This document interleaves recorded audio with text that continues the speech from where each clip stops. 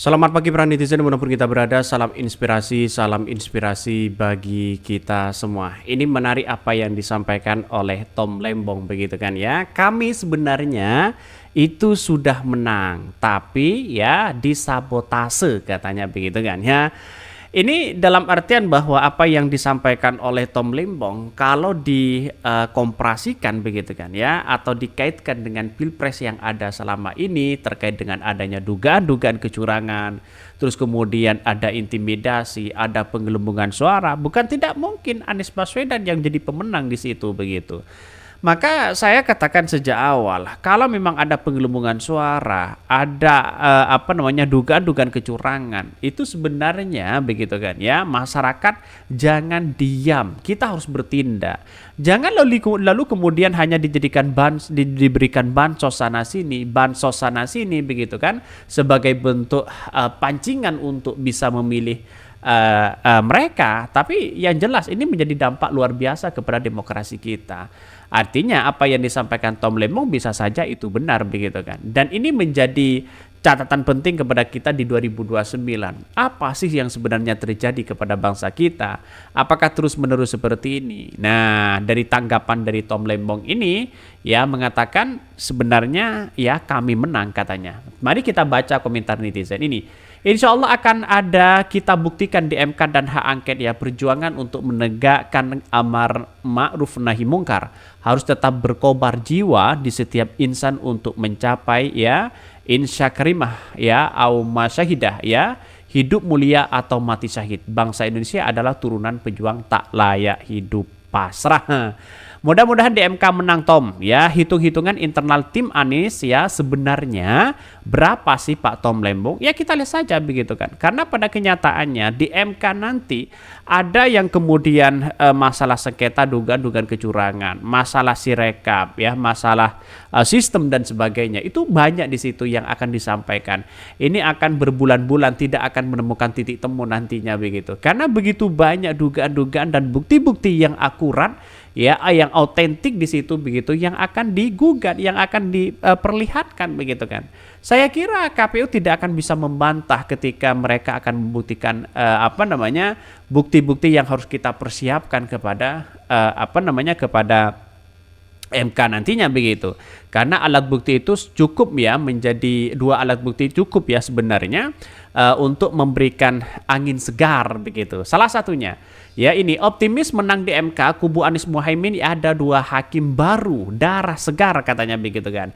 Hakim baru itu dalam artian bahwa ya mungkin tidak ada urusan dengan yang lain, dia tetap independen dan sebagainya. Saya kira kalau MK itu benar-benar jujur di situ di dalamnya, ya kita lihat saja nanti. Bisa saja ini bisa mendiskualifikasi, bisa saja ini akan ada pembatalan pemenang, bisa saja nanti begitu kan ya ada pemilihan ulang, bisa saja seperti itu.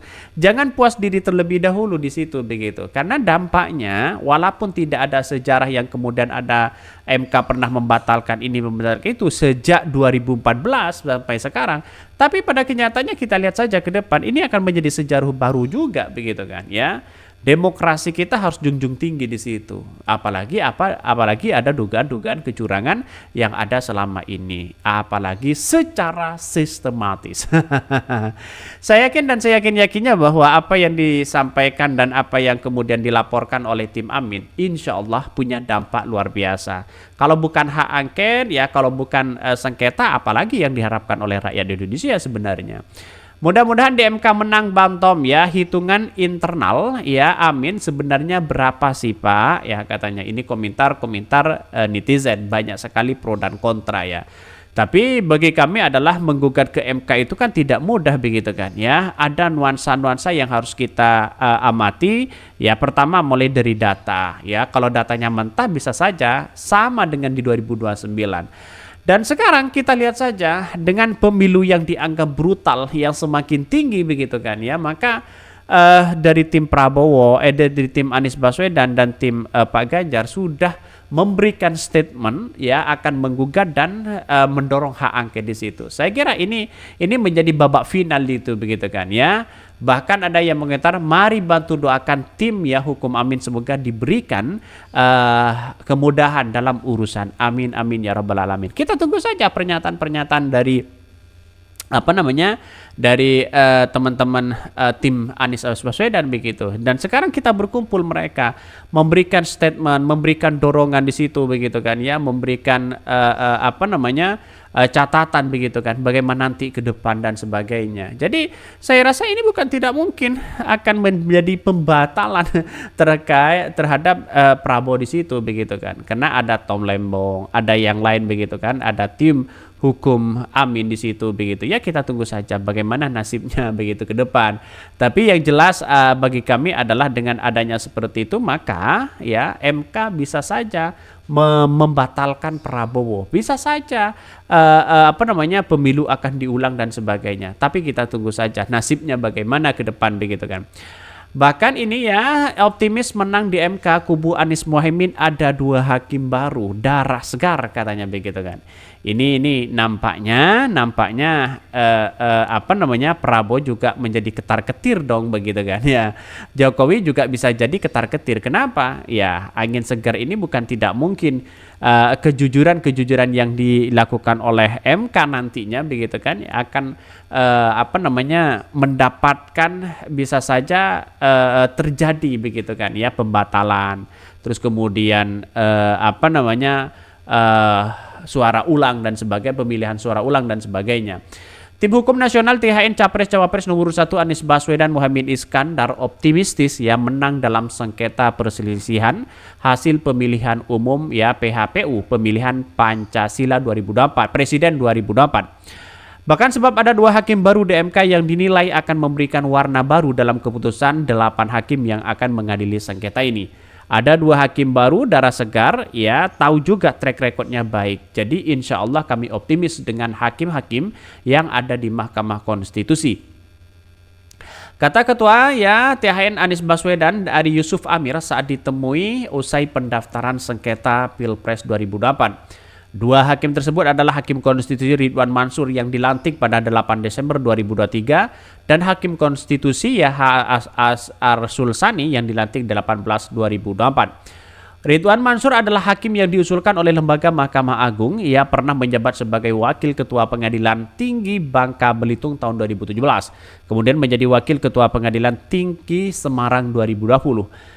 Bahkan Ridwan kemudian menjabat sebagai Panitera Mahkamah Agung pada Februari 2021. Dia dipilih menjadi Hakim Konstitusi menggantikan Manahan MP Stompul.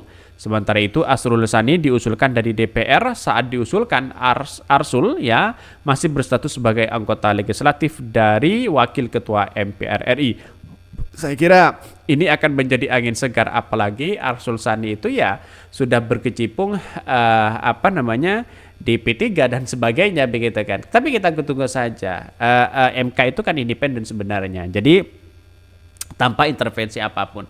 Kalau kita melihat dengan sebuah realitas itu, maka bukan tidak mungkin ada pembatalan terkait dengan kemenangan seorang Prabowo. Bisa saja, karena negara-negara yang lain sudah banyak terbukti begitu kan. Ada yang kemudian menang deklarasi sana sini, tapi ketika dibawa ke MK ya, kalau kalau di luar negeri itu bukan MK namanya konstitusi begitu kan ya.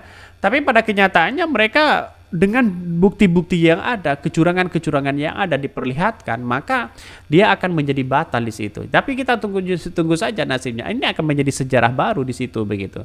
Sementara itu Arsul Sani diusulkan dari DPR. Ya, Arsul Sani yang masuk dalam jajaran Hakim Konstitusi yang menggantikan Wahiduddin Adam yang purna tugas memasuki usia 70 tahun. Selain 2 hakim tersebut, Ari juga optimis dengan komposisi 6 hakim lainnya yang dinilai memiliki rekam jejak yang baik di situ. Tapi kita tunggu saja ke depannya apa yang sebenarnya terjadi. Mungkin itu yang kami sampaikan ya, tonton terus channel Hodari Podcast Rakyat ini karena ada berita-berita menarik dan viral setiap harinya. Salam peran netizen, salam inspirasi bagi kita semua. Jangan lupa di subscribe channel YouTube Hodari Podcast Rakyat ini.